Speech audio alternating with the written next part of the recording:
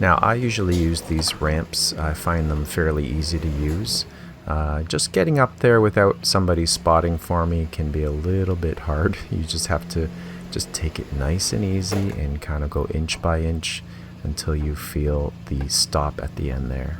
Make sure that the emergency brake is on and the car is in park. And then you turn the car off, pop the hood, unlatch it, and then make sure you take the hood support from the top and put it down in the proper spot.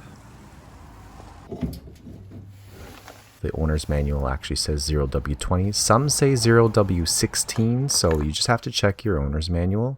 I also check the coolant level, which it's good there, windshield washer fluid, the air filter, and check the battery terminals, make sure that they are tight. Chock the rear wheels. And I put 2 jack stands underneath the suspension as well, just in case. There are 4 screws that you need to take out to get to the cover.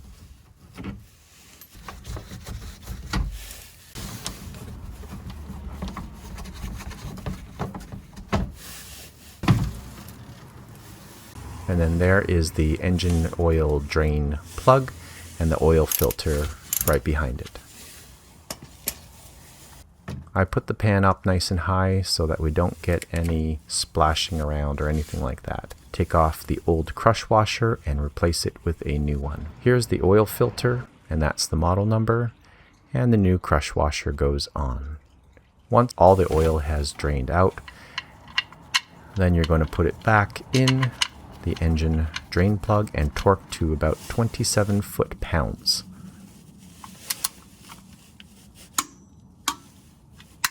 Engine oil filter will come off next, and I use a little wrench there to take it off. You definitely need some sort of a wrench to take it off. And then I drain that as well. New one goes back on. Make sure the gasket has come off the old one, and only hand tight. The manual says 13 foot-pounds, and really I just double checked that, but 13 foot-pounds is hand tight. And the manual also says 4.2 liters of the 0W20. Pour it in, start the engine, turn off the engine, and then just double check the oil level.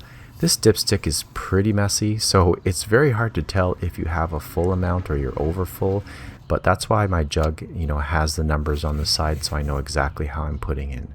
Thanks for watching, and I hope to see you in the next Ladybug adventure.